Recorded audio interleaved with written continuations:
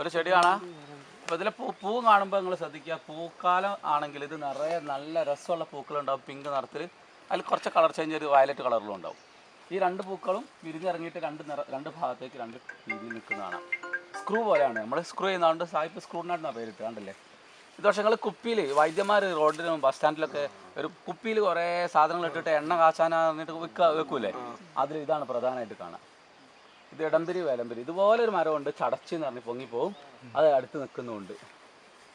ഇതേ ഇലയാണ് സെയിം അല്ലേ, ഈ ഇലയല്ലേ ഈ ചെടിയിലും കാണാം. അപ്പോൾ ചടച്ചി ഉണ്ട്, അതുപോലെ ഇടംപിരി വേലംപിരി അടുത്തടുത്തുണ്ട്. പിന്നെ ഇത് വീട്ടി ചെറുത്, ആ വലുതും വീട്ടിമാരാണ്. വീട്ടിയാണ് ഇവിടെ കൂടുതലുള്ളത്. ഇതേതാണെന്ന് അറിയാം, ഇന്നലെ ഞാൻ സായിപ്പിൻ്റെ കഥ പറഞ്ഞല്ലോ. ഏത് സായിപ്പാറ് നിലമ്പൂരിൽ താമസിച്ച തേക്ക് കൊണ്ട് ബംഗ്ലാവ് പണിതില്ലേ, തേക്കെന്ന് ഞാൻ ഉപയോഗിച്ചത് ഒരു വാക്ക് വിട്ടിട്ടാണ്, വെൺതേക്കാണ് ഇതിൻ്റെ പേര്. ഇത് ധനുഷ് ഇപ്പോൾ അതിൻ്റെ ഇംഗ്ലീഷ് ഒരു കോമൺ ഇംഗ്ലീഷ് നെയിം ഉണ്ട്. അതിൻ്റെ തോലെല്ലാം പൊളിഞ്ഞു പോയില്ലേ, അതുകൊണ്ട് നേക്കഡ് ലേഡി ഓഫ് ഫോറസ്റ്റ് എന്ന് പറയും, നഗ്ന സുന്ദരി കാട്ടിലെ. അപ്പോൾ അതിന് വേഗം തിരിച്ചറിയാൻ പറ്റും. പക്ഷേ ഇതുപോലെ തന്നെ ഒരു ചെടി കൂടി നമ്മുടെ നാട്ടിലുണ്ട്, മരമുണ്ട്.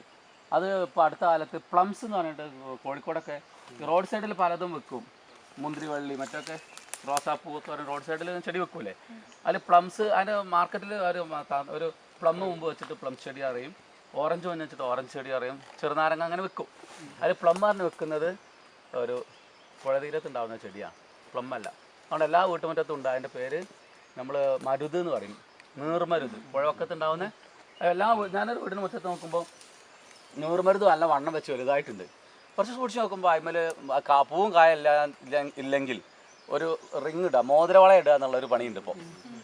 അപ്പോൾ ഈ മരത്തിന് മോതിരവള ഇട്ട് വെച്ചിട്ടുണ്ട്. അപ്പോൾ അതെന്തെങ്ങനെയൊക്കെ ഇത് ഞാൻ പറഞ്ഞത് ഫ്രൂട്ട് ഉണ്ടാവണമല്ല, ഇത് പുഴവക്കത്തുണ്ടാവണ നീർമരുതാണ്. അല്ലല്ല, ഇത് നീർമരുതല്ല, ഇത് ആപ്പിൾമാരാണെന്ന് പറഞ്ഞു. പ്ലം പറഞ്ഞു വേറൊരുത്തൻ. അപ്പോൾ ഇതൊക്കെയാണ് ആളുകൾ മാർക്കറ്റിൽ ചെടി വാങ്ങി വെക്കുന്നത്, പല വീട്ടിലും കാണാം.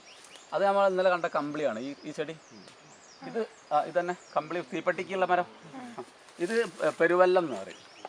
എന്നതാ പേര്? ഉപ്പില. ഇത് ടിഷ്യൂ പേപ്പർ ആക്കാം, തൊട്ട് വെക്കൊണ്ടു. അപ്പോൾ ഈ പഴയ കാലത്ത് ടിഷ്യൂ പേപ്പറൊന്നും ഇല്ലാത്തതുകൊണ്ട് കുട്ടികൾ ചെറിയ കുട്ടിയൊക്കെ നമ്മൾ കേൾക്കാൻ വേണ്ടിയിട്ട് ഇത് യൂസ് ചെയ്തിരുന്നു. അതുകൊണ്ട് ഇതിന് വേറെ പേരുണ്ട്, കണ്ണൂർ കാസർഗോഡ് ഭാഗത്ത്. ഇത് സോഫ്റ്റാണ്. ഇത് പക്ഷേ നല്ല രീതിയിൽ ഉപയോഗിക്കാം. ഇതിനറിയോ, വാഴക്കൊക്കെ തോല് വെച്ചാൽ ഇതിലുള്ള കണ്ടന്റ് ഈ വാഴ അസുഖങ്ങളിൽ നിന്ന് രക്ഷിക്കും. വാഴ കൃഷിക്കാർക്കൊക്കെ ഇത് തോല് വെച്ച് കൊടുത്താൽ ഇതിന് കൃഷ്ണകിരീടം പോലെ കിരീടം അങ്ങനെ ഉണ്ടാവും. അത് കണ്ടില്ല, അതാ അതിന് വലുത് കണ്ടില്ല മരം, വെളുത്ത പൂക്കൾ കൊല കണ്ടില്ലേ. ഇതിന് സമാനമായ ചുവപ്പ് നമ്മുടെ വീട്ടിലുണ്ടാവില്ലേ, കൃഷ്ണകിരീടം, നല്ല പൂമ്പാറ്റ വരും. അതിന് ഇലയും കുറെയൊക്കെ സാമ്യമല്ലേ, ഓണക്കാലത്ത് ഉണ്ടാവില്ലേ? ഓണക്കാലത്ത് അതൊക്കെ ആരെങ്കിലും വെട്ടുന്നതുകൊണ്ടാണ് ആ കണക്ഷൻ പോകുന്നത്. മൊത്തം കണക്ട് ചെയ്തിട്ട് ഒരു മേലാപ്പ് തരും. അവിടെ ഒന്ന് പൊങ്ങി അവന്മാർ ഇങ്ങോട്ട് കയറും. ഒരു സീസണിൽ ഇത് നിറയെ പൂക്കളുണ്ടാവും. ഈ പൂക്കാലം മൊത്തം പിന്നെ ഇതിന് മേലെ ബട്ടർഫ്ലൈസും ഉണ്ടാവും, ഇഷ്ടംപോലെ ബട്ടർഫ്ലൈസ് ഉണ്ട്. അങ്ങനെ കാടിൻ്റെ അടിയിലേക്ക് വരുന്ന വെളിച്ചത്തെ മുഴുവനും തടഞ്ഞു നിർത്തിയിട്ട് മേലെ ഒരു അലങ്കാരവും ആവും, തണലും ആവും. ഞാനൊരു മലപ്പുറം ജില്ലയിലൊരു വലിയ ക്ഷേത്രമുണ്ട്, മലക്ക് മണ്ടയിൽ. ആരും പോലെ വർഷത്തിലൊക്കെ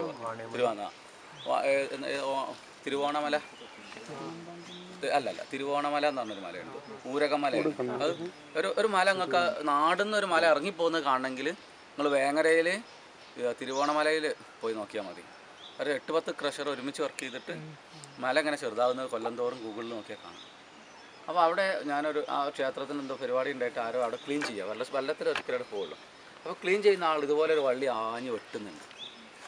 അപ്പോൾ അയാൾ കരുതിയത് ആ വള്ളിയൊക്കെ വെട്ടി ക്ലിയർ ആക്കുകയാണ്. അപ്പോൾ ഞാൻ ചോദിച്ചത് മുകളിലേക്ക് നോക്കി മുറ്റത്ത് നൽകുന്ന തണൽ മുഴുവൻ ഈ വള്ളി കൊടുത്തതാണ്, അല്ലാതെ മരം കൊടുത്തതല്ല. മരത്തിൽ ഇലയില്ലെങ്കിലും വള്ളി നല്ല ഇലയുണ്ട്. അപ്പോൾ എത്ര ഹൈറ്റിലും കയറിപ്പോകും. നിങ്ങൾ എവിടെയെങ്കിലും സ്കൂളൊക്കെ ഉണ്ടെങ്കിൽ ഈ മുള്ളുള്ള ഈ വള്ളി ഒന്ന് ഏതെങ്കിലും ഒരു കാടൊക്കെ ഉണ്ടാക്കണമെങ്കിൽ, ഒരു കാട് ഫീൽ കിട്ടണമെങ്കിൽ ഇതുപോലെ വള്ളി കയറ്റണം. അപ്പോൾ വള്ളിക്ക് വലിയ പ്രാധാന്യമുണ്ട് കാട്ടിൽ. നമ്മളെപ്പോഴും മരങ്ങളെ നടുള്ളൂ. മരം നട്ടാണ് കാട് വളർത്തുക. പക്ഷെ മരം നട്ടാൽ മാത്രം കാട് ആൾക്കൊള്ളണമെന്നില്ല. കാടായി വരുമ്പോൾ ഒരുപാട് ആളുകൾ കൂടി പങ്കെടുക്കുന്നുണ്ട്. അതിൽ പ്രധാനപ്പെട്ട പങ്ക് വഹിക്കുന്നത് വള്ളികളാണ്. വള്ളികളിൽ ഇതുപോലെയുള്ള ഒരുപാട് വള്ളികളെ നല്ലൊരു കാട്ടിൽ പോകുമ്പോൾ ഇനി കാണും.